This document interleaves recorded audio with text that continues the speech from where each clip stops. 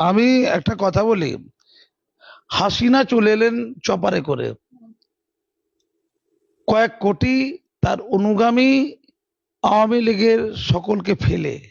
তার নিজের জীবনের মূল্য আছে, আর আওয়ামী লীগের বাকিদের জীবনের কোনো মূল্য নেই। একেই বলে শোষক শোষিত।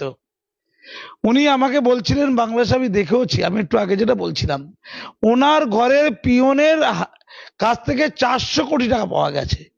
উনি নিজে বলছিলেন, লজ্জা পাচ্ছিলেন বলতে, যে পা থেকে পাতা পর্যন্ত দুর্নীতিগ্রস্ত।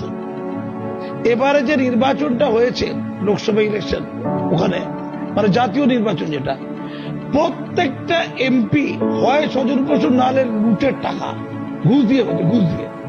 আমি নিজে তার প্রমাণ, আমার কাছে প্রমাণ আছে তার। স্বৈরাচার বলতে যদি উত্তর দেন স্বৈরাচার কি, আমি আপনাকে একটা ছোট্ট উদাহরণ দিলে অবাক হয়ে যাবেন। আমি যখন পদ্মা সেতুটা উদ্বোধন হলো বছর 2 আগে, আমি সস্ত্রীক বাংলাদেশে বেড়াতে গিয়েছিলাম। ঢাকা থেকে যাচ্ছিলাম বরিশালে, লক্ষ্য ছিল কারে করে যাচ্ছিলাম পদ্মা সেতুটা দেখবো, ওইটা দিয়ে যাবো।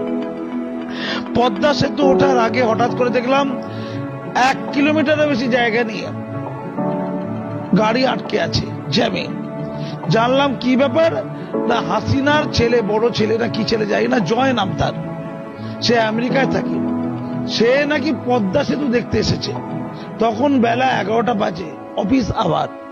হাসিনা তার দলবল নিয়ে তাকে পদ্মা সেতু দেখাচ্ছে, গাড়িকে জ্যাম করে, গাড়ি আটকে প্রায় 1.5 ঘন্টা গাড়ি আটকে ছিল। আমি অন্য কথা বলছি, ভারতবর্ষের প্রধানমন্ত্রী এতটা উন্মাদ হয়ে যায়নি যে আমাদের দ্বিতীয় হুগলি সেতু বা হাওড়া ব্রিজ 1.5 ঘন্টা আটকে রেখে তার পরিবারের কোন লোককে ব্রিজ দেখাবে। এমন হয় না। কাউকে যদি ব্রিজটা দেখাতে হয় 5-7 মিনিটের মধ্যে ছেড়ে দেওয়া উচিত। অ্যাম্বুলেন্স দাঁড়িয়ে আছে, লোক কাঁদছে। আমি ওখানকার পাবলিককে বললাম, আপনারা প্রতিবাদ করছেন না কেন? বলছে আমাদের গুলি করে মারবে, মেরে লাল করে দেবে। হ্যাঁ, গুলি।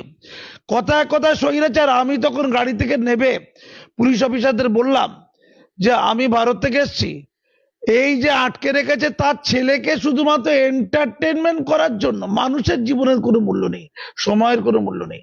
টানা প্রায় 1.5 ঘন্টারও বেশি গাড়ি আটকে আছে, শত শত গাড়ি যাবে পদ্মা সেতুতে ওঠার মুখে। আমি বললাম যে ভারত থেকে আমি এসেছি, ভারতের আমি একজন পদ্মশ্রী অ্যাওয়ার্ডি সম্মানী ব্যক্তি দেশের, আমার গাড়ি দাঁড়িয়ে আছে, আপনারা একটু জানান তাকে, হাসিনার দলবলকে জানান যারা ভেতরে বসে আছে, আটকে রেখেছে গাড়ি। তা বলে আমরা জানি যে স্যার আপনাকে একটু সময় করে একটু দাঁড়াতে বলেছে। 10-15 মিনিট পরে অবশেষে ওরা গাড়ি ছাড়লো এবং ওরা বলল আপনার বলাতে একটু কাজ হয়েছে। আমাকে প্রচুর লোক ধন্যবাদ দিল, দাদা আপনি যদি না থাকতেন আমাদের আরো বেশিক্ষণ দাঁড়িয়ে থাকতে হতো। দুনিয়া দেখেছেন, তার ছেলেকে পদ্মা সেতু দেখানোর জন্য 1.5 ঘন্টা গাড়িগুলোকে দাঁড় করিয়ে রেখে শত শত গাড়ি কি ফুর্তি হচ্ছে? স্বৈরাচার কাকে বলে আমি সেই দিন দেখেছিলাম। তিনি যে বলেছেন ছেলে মেয়ের জন্য আমি কিছু করি, আরে কোটি কোটি টাকা লুট। তার বিরুদ্ধে সবচেয়ে বেশি অভিযোগ আছে দুর্নীতি। শুনে নিন এটা।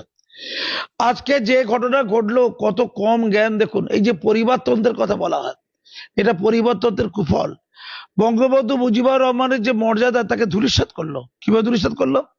যে ঘটনা ঘটেছিল, ওই আরুক মুন্সি সাহেব বলছিলেন এটা তুচ্ছ ঘটনা ছিল ফোড়া করে দিল ক্যান্সার। ছাত্ররা যখন সংরক্ষণ ইস্যুতে কিছু দাবি করেছে, তাদের বলতে পারত যে তোমাদের দাবিটা হাইকোর্টে বাতিল হয়েছে, সুপ্রিম কোর্টে আমি দ্রুত দাবিটা তুলবো, বিবেচনা করার জন্য আমি বলবো, তোমরা এত উত্তেজিত হও না।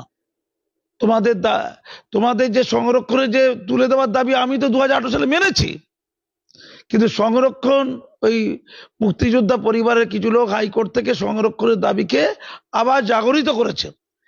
আমি সুপ্রিম কোর্টে গিয়ে এটা মূল্যায়ন করতে বলবো। বলেছে? বলেনি। আবু শহীদকে মনে পড়ে? অল্প বয়সে 17-18 বছরের যুবক, তরুণ তাজা, সে শুধুমাত্র সংরক্ষণ বাতিল চেয়েছিল।